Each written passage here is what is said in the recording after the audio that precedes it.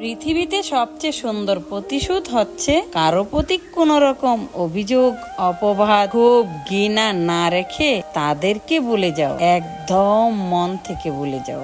নিজেকে ভালোবাসুন, সম্মান করুন। যা আপনার জন্য নয় তাকে ছেড়ে দিন, যা পরিবর্তন করা যাবে না তাকে দূরে ঠেলে দিন। কাউকে থাকার জন্য অনুরোধ করবেন না। আপনার মূল্য জানুন, আপনার মূল্য আপনার কাছে অনেক বড়। যদি কেউ আপনাকে অপমান করে তবে তার চোখে গভীরভাবে তাকান, এটি তাকে অস্বস্তিকর করে তোলে।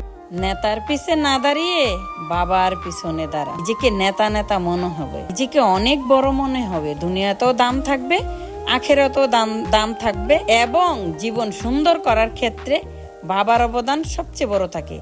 যে সন্তান মা বাবার দোয়া নিতে পারে সেই সন্তান কোনো কিছুতে ঠেকে না, কোনো কিছুতে অপারগ থাকে না। তার সৌভাগ্য মহান আল্লাহ তাআলা লিখে, কারণ মহান আল্লাহ তাআলাকে সেজদা করার পরে যদি সেজদা করার স্থান থাকতো তাহলে মা বাবা হতো। তাহলে মা বাবার স্থানটি কত উপরে। প্রতিটি সন্তানকে তা বোঝার তৌফিক দান করুন মহান আল্লাহ তাআলা।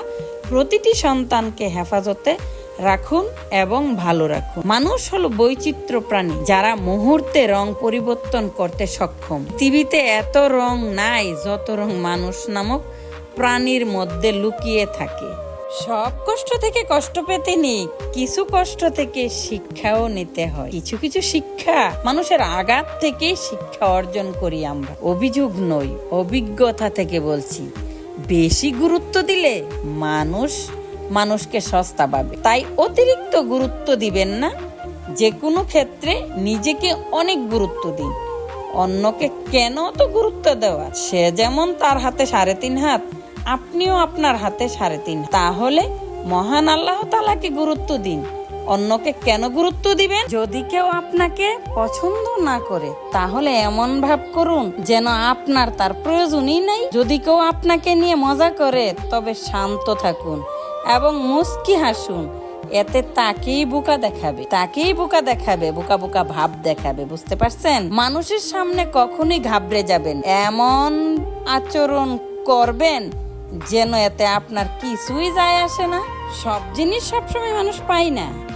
কিছু না পেলে নিজেকে দুঃখী এবং হতাশ দেখানো, এটা সবচেয়ে বড় দুর্বলতা।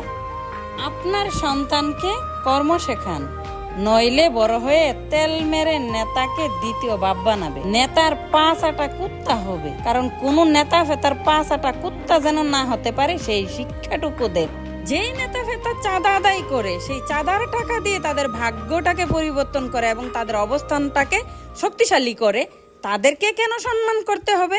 তারা তো গরিবের হক মেরে চাঁদা আদায় করে চলে। এই চাঁদা সেই চাঁদা আদায় করে করে তাদের অবস্থানটাকে শক্ত করে। এদের থেকে দূরে থাকাই সবচেয়ে ভালো। এর চেয়ে কর্ম করে খাওয়া অনেক সম্মানের, এটাকে সম্মান বলে না। যাদের উপরে চাঁদা ঠুকে দেওয়া হয় তাদেরকে সম্মানী কখনো বলা হয়, তাদেরকে সম্মানী ব্যক্তি কখনো বলা যাবে না।